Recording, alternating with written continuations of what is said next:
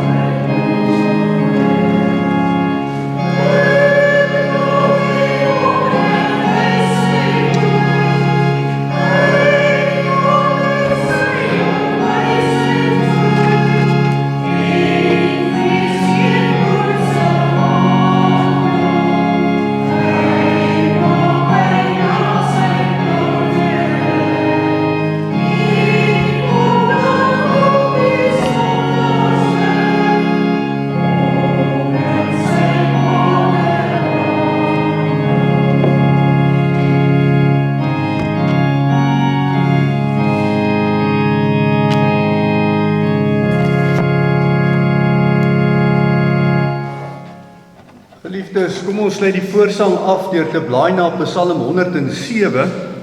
Psalm 107, ons gaan vanmôre aan met Petrus. 1 Petrus wat vir ons graag wil leer hoe moet ons ook lewe in hierdie tye van verdrukking waar ons onsself bevind. Ons gaan lees 1 Petrus 2 vers 13 tot 17 met die tema die Christelike onderdanigheid. Die Christelike onderdanigheid en spesifiek in hierdie gedeelte teenoor die regering. Nou kom ons blaai na Psalm 107 en ons hou dit in gedagte. Ons gaan daar sing vers 1 en vers 3 en dan na die fotum in die seëngroet sing ons gesang 43 vers 1 en vers 3.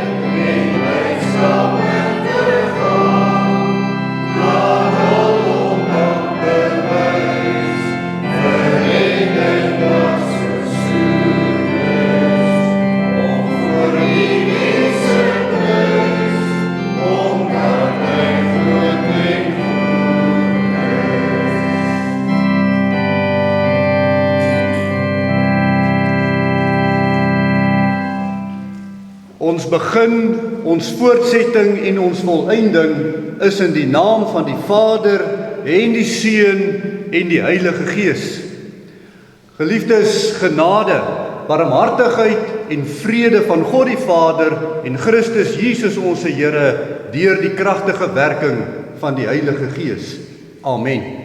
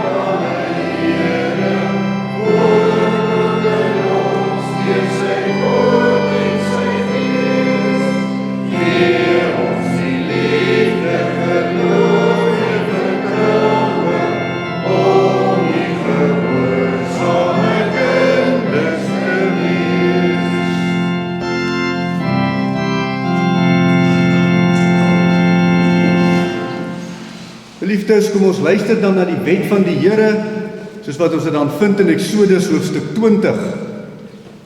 Eksodus hoofstuk 20, ons lees van vers 1 tot 17. Toe het God al hierdie woorde gespreek en gesê, ek is die Here jou God, wat jou uit Egipte land uit die slawehuis uitgelei het. Jy mag geen ander gode voor my aangesig hê nie. Jy mag vir jou geen gesnede beeld of enige gelykenis maak van wat bo in die hemel is, of van wat onder op die aarde is, of van wat in die waters onder die aarde is nie. Jy mag jou voor hulle nie neerbuig en hulle nie dien nie, want ek die Here jou God is 'n jaloerse God, wat die misdaad van die vaders besoek aan die kinders, aan die 3de en aan die 4de geslag van die wat my haat. En ek bewys barmhartigheid aan duisende van die wat my liefhet en my gebooie onderhou. Jy mag die naam van die Here jou God nie ydelik gebruik nie, want die Here sal die een wat sy naam ydelik gebruik nie ongestraf laat bly nie. Gedenk die Sabbatdag dat jy dit heilig. 6 dae moet jy arbei en al jou werk doen, maar die 7de dag is die Sabbat van die Here jou God. Dan mag jy geen werk doen nie. Jy of jou seun of jou dogter, of jou diensknegt of jou diensmaagd, of jou vee of jou vreemdeling wat in jou poorte is nie. Want in 6 dae het die Here die hemel en die aarde gemaak, die see en alles wat daarin is, en op die 7de dag het hy gerus. En daarom het die Here die Sabbatdag geseën en dit geheilig.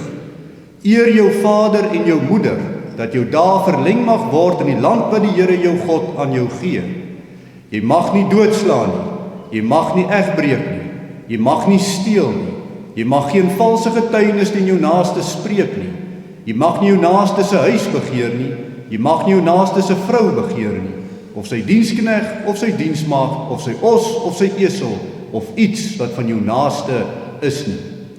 Geliefdes, kom ons bely eerlik en opreg oor ons skuld voor die Here, en dank hom ook vir die verlossing deur sy seun Jesus Christus, as ons blaai na Gesang 71. Gesang 71, dan sing ons vers 1 en vers 4 as ons skuldbelydenis.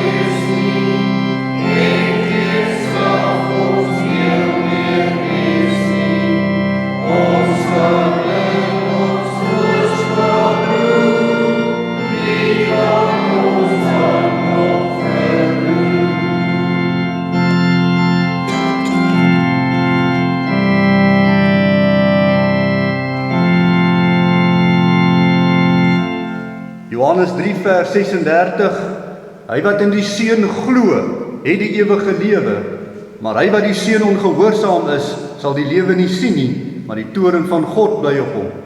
Daarom, vanuit die woord van God in die naam van die Vader, die Seun en die Heilige Gees, verkondig die woord vergifnis van sonde aan elkeen wat met 'n ware berou in die hart van wie sy sonde belydenis daarvan voor die Here gedoen het.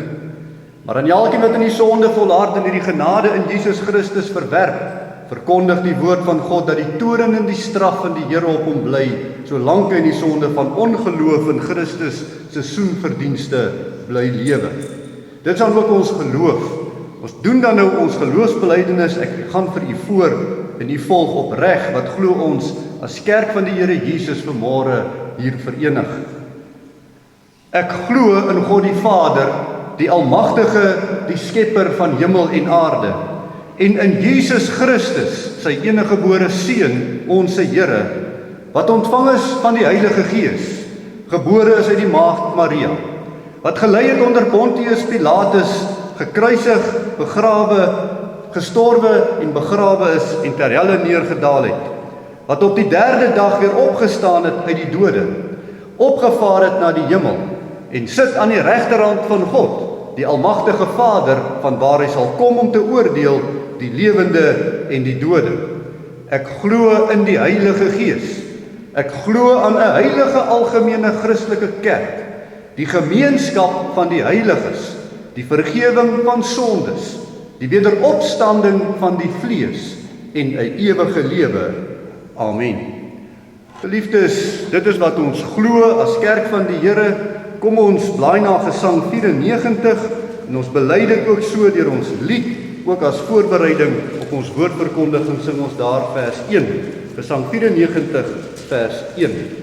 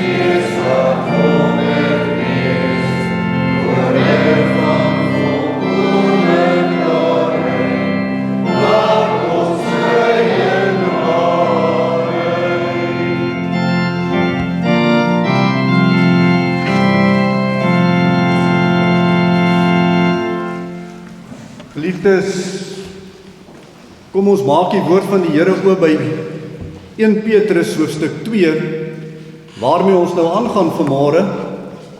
'n baie belangrike gedeelte, veral in die konteks van ons tyd waar 'n mens leef onder heidense regering, kom hierdie gedeelte dan ook na ons toe.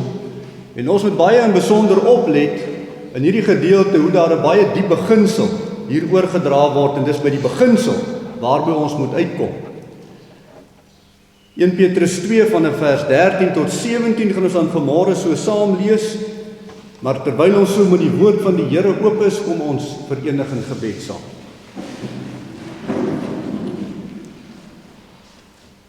Ons almagtige drie-enige God, Vader, Seun en Heilige Gees, ons kom na U toe in die naam van U Seun Jesus Christus, deur die Gees wat ons daartoe oproep. Die stem van die Gees, Here, wat ons nie kan weerstaan nie. En daarin, Here, is ons bevoorreg om uitverkore kinders van U te mag wees. Dankie, Hemelse Vader, dat ons kerk mag wees te midde van hierdie krom en geslaai, verdraaide wêreld waarin ons onsself bevind. Here, ons lees en ons sien, Here, hoe dat U vir ons ook waarsku in hierdie wêreld, hoe dit met ons nie maklik sal gaan nie. Maar Here, U los ons nie as wese. U gee vir ons die toerusting. U wil vir ons onderneem. U wil vir ons lei deur die Gees. Ons verbind in Christus. Troos, versterk deur U woord. Versorg uit die Vaderhand uit. Here, in hierdie hoop en in hierdie geloof moet ons vas staan. Daarom, Hemelse Vader, wil ons vir U dankie sê vir U woord. Ons dink vanmôre, Here, ook aan die wat dalk hartseer is en beslis hartseer is. Ons dink aan die Here wat dalk siek is of dalk ongesteld is vir een of ander rede. Ons dra hulle aan U op. Here, want die verdrukking kom in soveel vorme. En die verdrukking het een doel voor oë, en dit is om ons aandag weg te trek van U af. om ons hoop te laat verloor in U, om ons geloof af te breek, ons te laat twyfel. Gee vir ons die genade, Here, om vas te hou en vas te staan, en dankie daarvoor, dat U die een is wat ons so onderneem, onverdiende genade alleen. En wanneer ons dan vanmôre ook so verder lees uit Petrus uit, vra ons, Here, dat U ook hierdie woord van ons sal oopbreek, dat ons hierdie baie groot beginsel sal raak sien, die beginsel van 'n vryheid in die onderdanigheid. Maak ons harte en ons verstande hiervoor oop. Ons bid dit alles in Jesus naam. Amen. 1 Petrus 2, ons lees van vers 13 tot 17. Wees dan onderdanig aan elke menslike verordening ter wille van die Here, of dit die koning is as opperheer, of die goewerneurs as sy gesandte, om wel kwaaddoeners te straf, maar die wat goed doen te prys. Want so is dit die wil van God, dat julle deur goed te doen, die onkunde van die dwaase mense tot sweye sal bring. As vry mense, en nie asof julle die vryheid het, as 'n dekmantel vir die boosheid nie, maar as diensknegte van God. Julle moet almal eer, die broederskap lief hê, God vrees, die koning eer. Geliefdes in die Here Jesus Christus, Petrus, wat geroep is in die tyd van verdrukking, waar die Romeinse ryk hierdie verdrukking beginne toepas al meer en meer op die regering, skryf hier. En Petrus is in besonder geroep deur die Here Jesus Christus in Lukas 22 vers 31 en 32 om juis die kerk te versterk in die tye van verdrukking. En dit is ook ons taak en ons werk om vir mekaar hierin te help. Tot nou toe het Petrus in hierdie brief van hom die voorbeeldige lewenswyse van 'n Christen verduidelik, en dit is gebaseer op 'n beginsel van hoop. 'n Hoop wat 'n Christen het wat die wêreld nie het nie.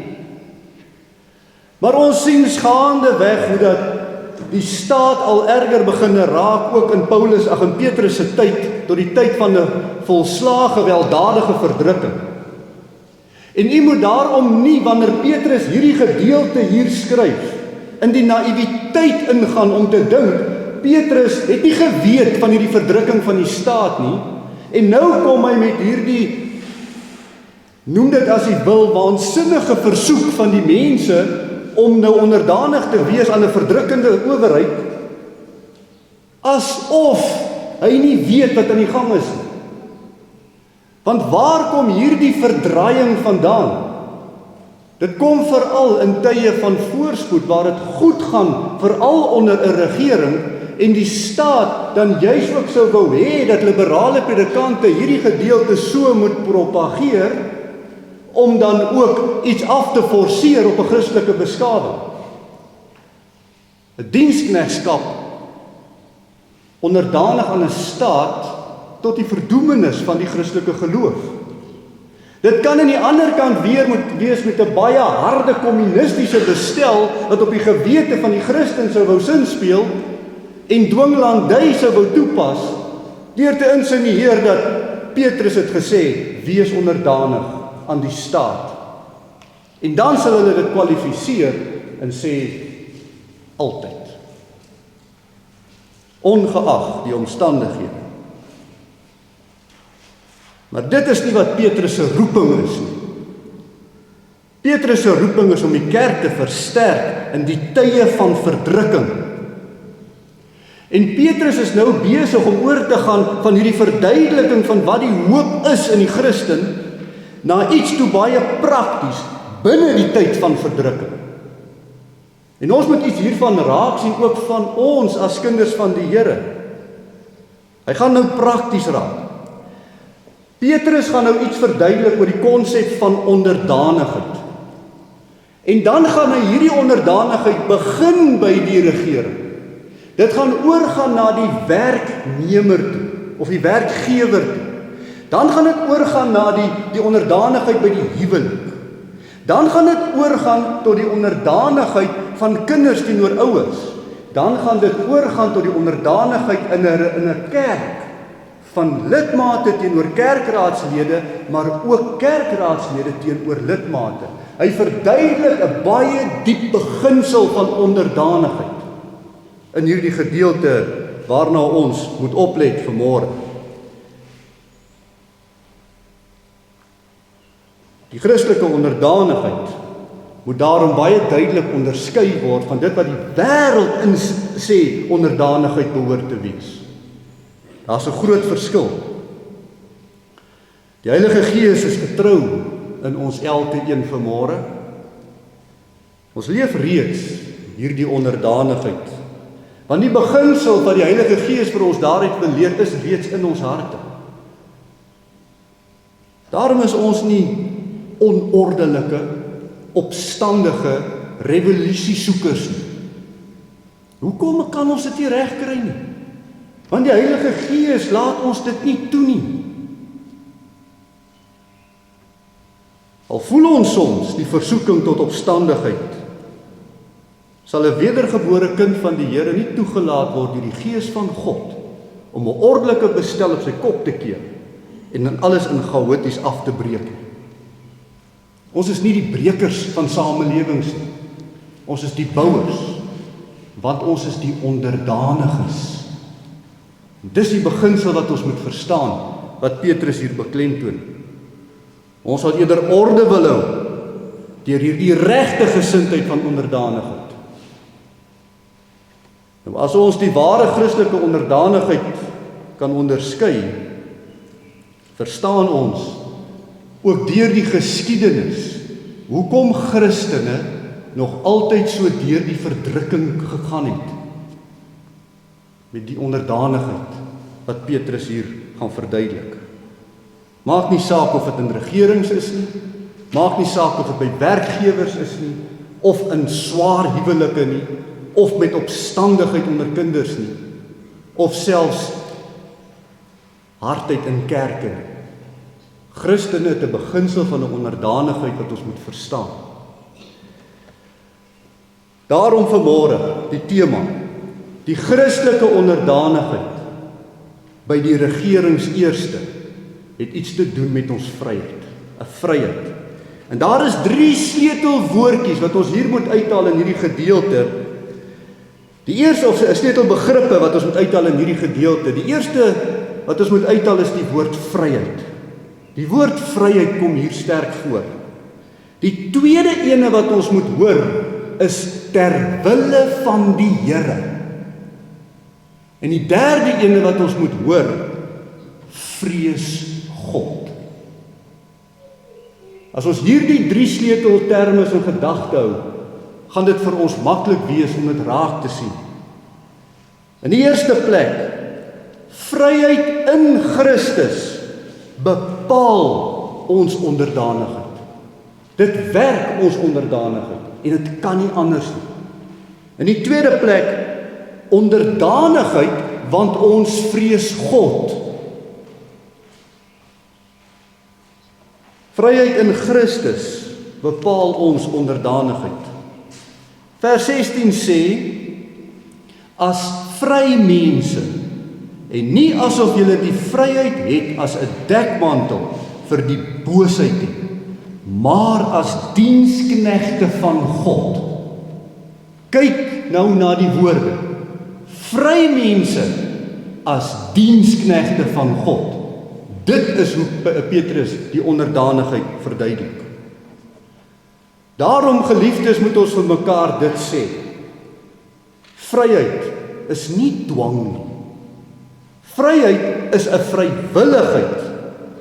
Daarom moet onderdanigheid 'n vrywillige saak wees in die hart van die Christen uit.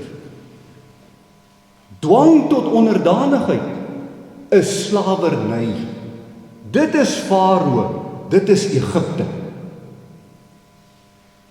Onderdanigheid deur vrywilligheid behou waardigheid.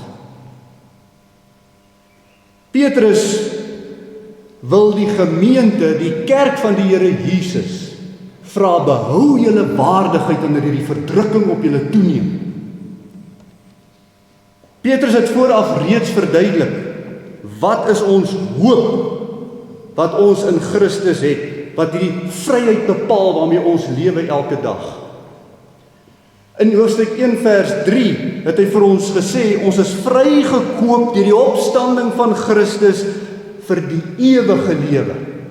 Hy maak 'n onderskeid tussen die gebondenheid in hierdie lewe en die vryheid in die ewige lewe. Daar's 'n hoop verby die verdrukking. Dan sê hy, ons is daarom vrygemaakte hemelburgers, nie meer gebonde aardse burgers. Daar is iets in hierdie vryheid wat ons losmaak van hierdie wêreld, 'n innerlike vryheid. Ons is nou tydelik op hierdie aarde, vry vir die ewige lewe. En hierdie beginsel is belangrik om jou vryheid te verstaan, waarmee jy elke dag leef. Ons is daarom reeds, sê hy in hoofstuk 2 vers 9, 'n koninklike priesterdom, nie slawe in die wêreld nie, 'n koninklike priesterdom, met ander woorde, diensknegte vrygemaak tot die eer van God in hierdie wêreld. Hy het reeds vir ons hierdie vryheid verduidelik. Leef heilig, want ek is heilig. En julle kan heilig lewe, want ek het julle heilig gemaak. Ons het 'n roeping, 'n betekenis weens ons vryheid in Christus. 'n Slaaf in hierdie wêreld wat gedwing en geslaan word tot alles, is nie vry nie. Hy het nie 'n roeping nie. Hy dra 'n las tot verdrukking. Ons is nie slawe van mense nie. Daarom het Petrus al hierdie goed alreeds verduidelik. Ons is diensknegte van God tot sy beskikking tussen mense. Hoor die verskil. Ons is diensknegte van God tussen mense tot die beskikking van God. Ons is sy priesterdom.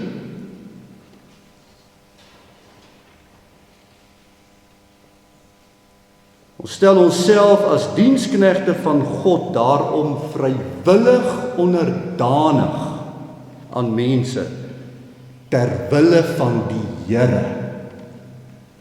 Sien jy die vryheid? Kan jy dit verstaan? As daar enige ander rede is, dan is jy nie vry nie. Dan gaan jou onderdanigheid vir jou in 'n slawerny indruk. Hierdie onderdanigheid, 'n vryheid in Christus, is iets anderster. Is 'n totale vrywilligheid. Hier staan ek. Ek is die kind van die Here, uitverkore kind van die Here. Hoe kan ek jou tot diens wees? Dit is wat 'n Christen doen. Hoekom stel hy homself onderdanig aan ander mense? Nie tot slawerny nie, maar tot diensknegskap van God. Vrywillig onderdanig. Die beginsel. Verder in hoofstuk 1 vers 18 is ons vrygekoop uit 'n ydelle lewenswandel. Ons hoef nie voor te gee om in te pas nie. Ons hoef nie te spartel om in te pas in die samelewing. Ons hoef nie onsself goed te laat lyk om waardigheid te hê nie.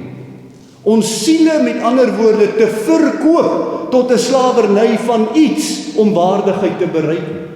Ons het dit reeds in Christus ontvang.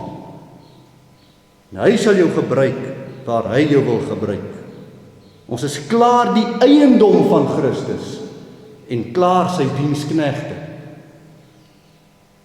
Ons hoef niemand op aarde te beïndruk deur 'n slaafse onderdanigheid aan hulle te probeer bewys nie. Ons stel onsself onderdanig aan owerhede en al die ander instellings soos wat die Here dit georden het in die samelewing, omdat ons diensknegte van Christus is. Nie omdat ons ydelle eersoekers by die owerheid is of by die instansies is. Dit hou ons vry. Wat beteken dan my vryheid in Christus? Die vryheid in Christus, ons is wel vry, maar dat ons nie ons vryheid mag gebruik om bandeloos te lewe nie. Om die sonde nou te gaan doen asof ons mag nie. Bandeloosheid word juis ook genoem in Galasiërs 5 vers 13, is een van die eienskappe van die vlees. Wat is bandeloosheid? Dis wat ons sien op straat gebeur, waar mense opstandig raak en alles breek. Dis bandeloosheid. Ons is nie daartoe in staat nie, omdat God ons nie daartoe in staat stel. Hy soek dit nie van sy kinders nie. Hy soek van hulle 'n waardigheid. Deur ons vrywillige onderdanigheid doen ons wat Christus kom demonstreer het in Markus 10 vers 45. Hoor dit. Hier word gepraat van die seun van God. En dit is ons model.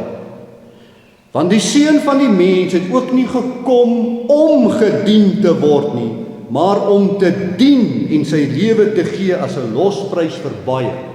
Niemand het vir Christus gedwing uit die hemel uit aarde toe. Hy verlaat die paradys, die mooi plek, en hy kom na hierdie gebroke, stikkende, wanordelike, onderdrukkende slawenes van 'n wêreld. Vrywillig. Sien u sy waardigheid. En hier kom leef hy en sterf hy as 'n diensknegt van sy Vader. En dit is jou rol. Jy's vrygekoop in Christus. Al is jy in hierdie gebroke, slegte wêreld, is jy vry om jouself onderdanig te stel waar God jou wil gebruik tot eer van sy naam. Want jy's tydelik hier. Jy's 'n bywoner hierso, soos Christus 'n bywoner was. Hy's tydelik hier gewees. Jy behou jou waardigheid in jou onderdanigheid as kind van God, uitverkore en vrygekoop in Jesus Christus. Onderdanigheid is nie 'n skande nie. Onderdanigheid is 'n fantastiese manier om tot diens te wees. Nie eerste vir die staat nie eerste vir die menslike instelling nie, maar eerste tot diensknegt van God. Dit is die onderdanigheidsbeginsel. Sien die vryheid by die onderdanigheid in hierdie onregverdige wêreld as diens aan God. Dan verstaan ons waarom selfs al word ons as Christene verdruk, ons dit nog steeds kan handhaaf. Die beginsel. Ons onderdanigheid aan menslike instellings tot diens van God. Hoe anders sou Christus die goeie werk kom doen het, wat hy kom doen het vir ons, en hoe anders kan ons die goeie werk vir God doen, wat hy wil hê ons moet doen in gehoorsaamheid aan hom. As ons nie bereid gaan wees om ooit onderdanig te wees aan enige menslike instelling, maar hy het dit vir ons in die hart gegee. Daarom is ons nuttig. Daarom is ons betrokke daar waar ons ook betrokke is in die instellings waar ons betrokke is. Dit werk al reeds in ons harte. En ons hoef nie opstandig te voel oor onderdanigheid nie.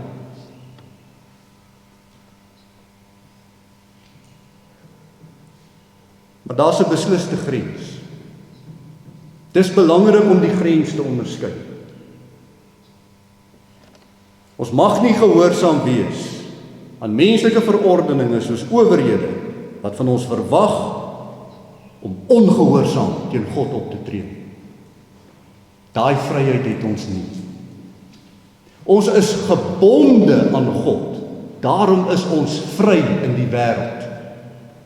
Maar as ons onsself wil gebonde maak aan die kwaad van hierdie wêreld, maak ons los van God. Daar's 'n grens. Ons kan nie die verkeerde doen en God so skade aanrig nie. Ons moet gehoorsaam bly in hom. Geliefdes, Handelinge 5 vers 29, ons moet aan God meer gehoorsaam wees as aan die mense. Beteken dit dat as ons nou een opdrag kry, dat ons nou ons werkgewer wegjaag, omdat hy nou een opdrag gegee het? Ons doen nie die opdrag, maar ons keer nie die orde om. Die tweede plek onderdanigheid, want ons vrees God. Geliefdes, ons moet 'n onderskeid maak tussen die onderdanigheid van God en die onderdanigheid van die wêreld. Die wêreld verwag 'n onderdanigheid, soos wat ons onderdanig moet wees aan God, en dis nie dieselfde ding nie. Let op, as vers 16 sê, as vry mense, maar as diensknegte van God. Ons is vrygekooptes van God. En dis 'n belangrike beginsel. Daar's slegs een prys tot hierdie eiendom van God. Geld kan nie jou vryheid wegvat nie.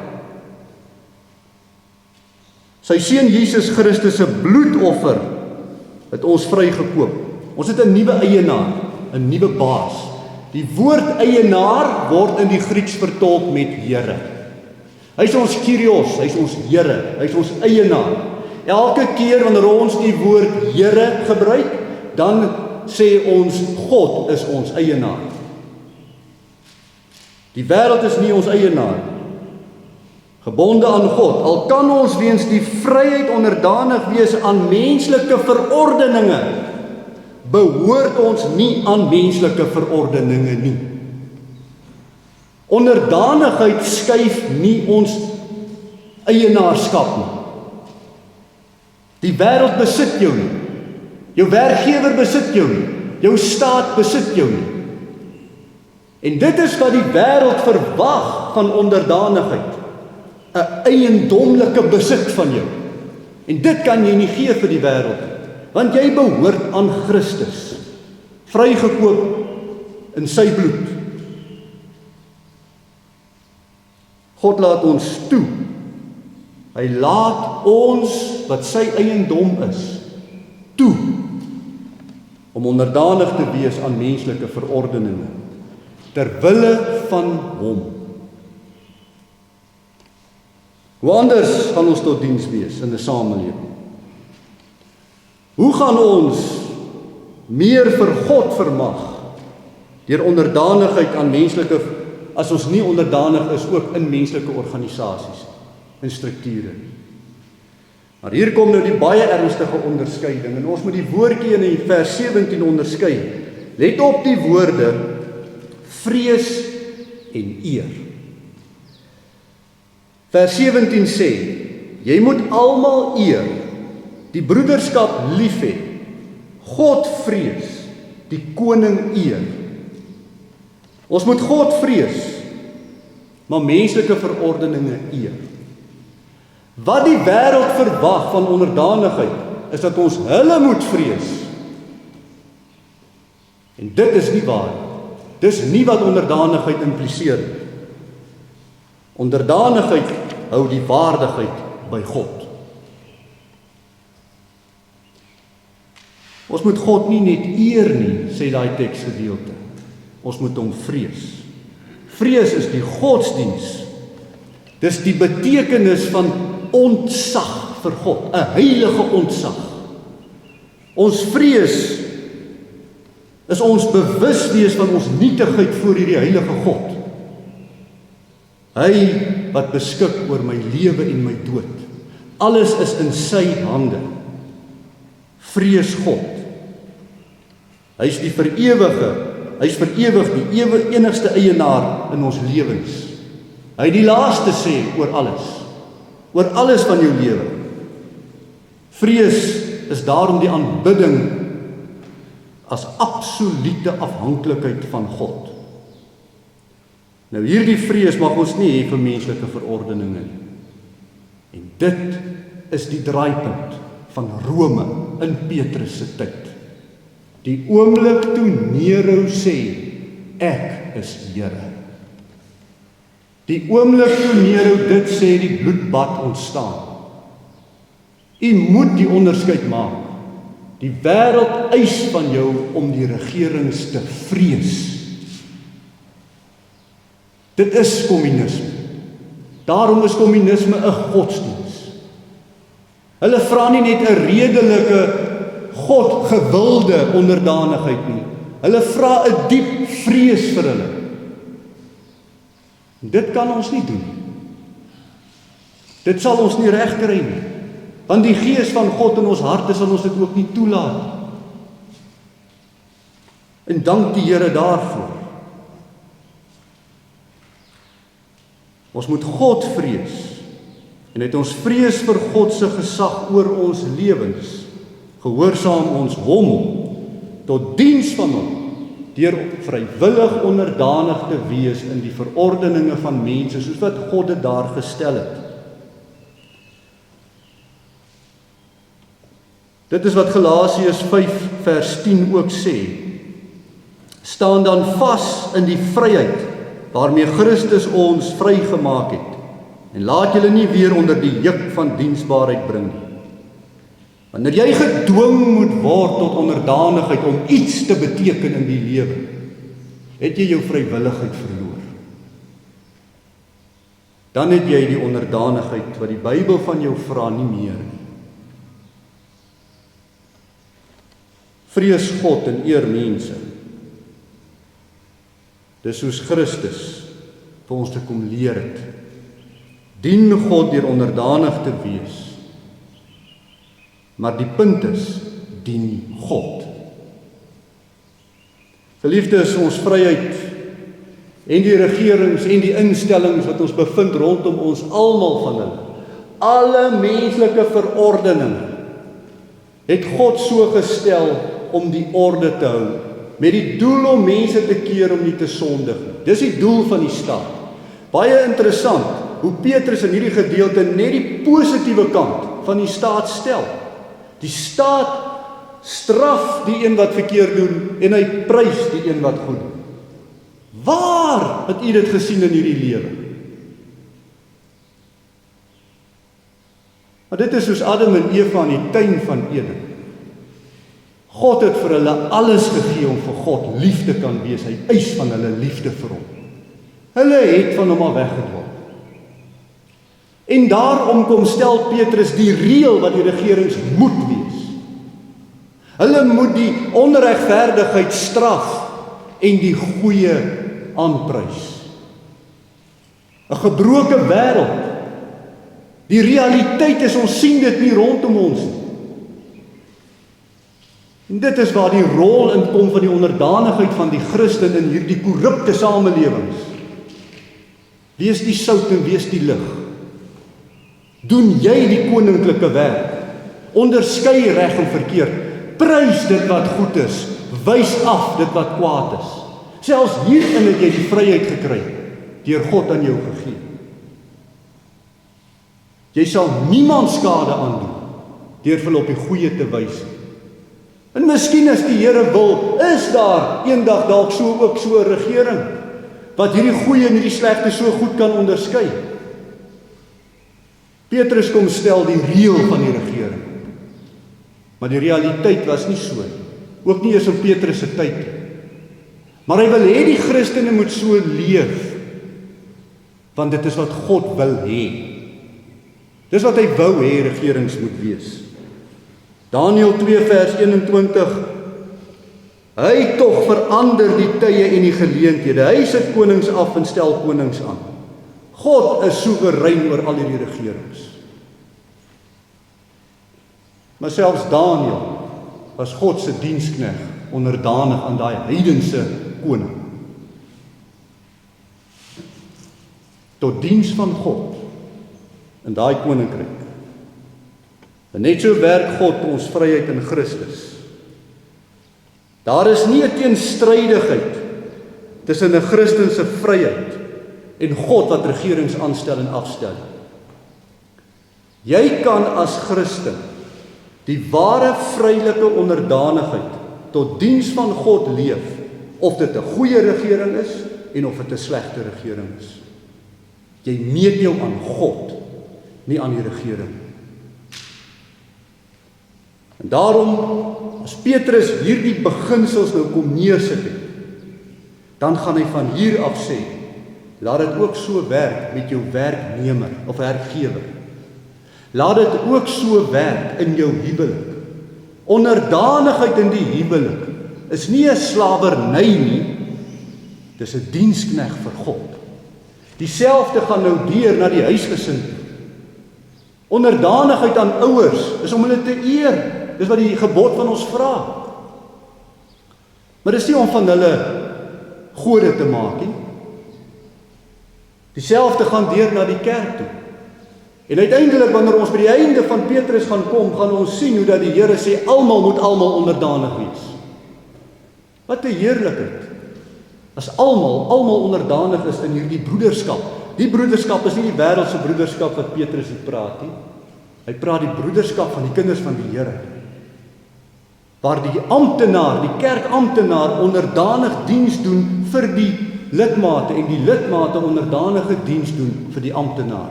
Wat 'n mooi kerk. Maar ons moet die beginsel verstaan van onderdanigheid. Nie soos die wêreld dit stel, slawerny nie. 'n vrywilligheid, omdat God ons hierin vrywillig maak in Christus Jesus. Amen. Kom ons bid saam.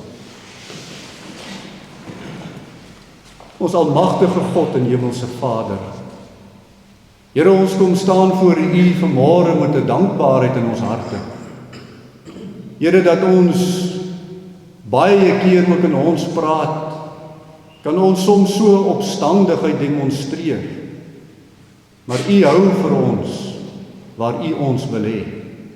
So regeer U ons deur U Gees.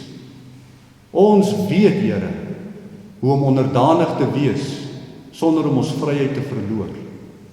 Ons weet, Here, hoe om te onderskei tussen reg en verkeerd. Ons weet, Here, dat ons vryheid nie vir ons toelaat om sonde te doen nie. U hou dit so. So bewaar U U kerk. En selfs al word ons valslik beskuldig, soos wat die mense ook die kerk maar sal beskuldig, weet ons, Here, dat voor U ons geregverdig is in Christus Jesus. Help vir ons om hierdie vryheid te handhaaf, die goeie te bly doen, ja, om onderdanig te wees waar U wil hê ons moet diens doen vir U, tot eer van U naam, as tydelike woners op hierdie aarde, bywoners. Weet ons, Here, ons eintlike burgerskap is in die hemel.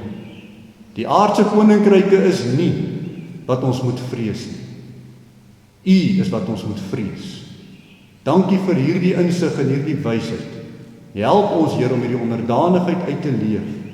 Nie ter wille van die een aan wie ons onderdanig is nie, maar ter wille van ons diensknegskap aan God. Amen. Geliefdes, kom ons gaan afsluit met Psalm 146,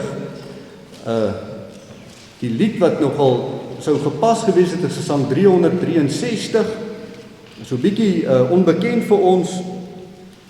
Vir vers 2 gaan ek net vir u lees, terwyl u oopmaak by Psalm 146, vers 2 sê, wag op die troue Heer in lyding, en swyg voor God ootmoedig stil. Sy raad verseker wyse leiding, dis goed en heilig soos hy wil. Vertrou gerus op God se raad, hy weet wat ons die meeste baat. Maar goed, kom ons blaai dan na Psalm 146 en dan sing ons daar vers 1, 2 en 3.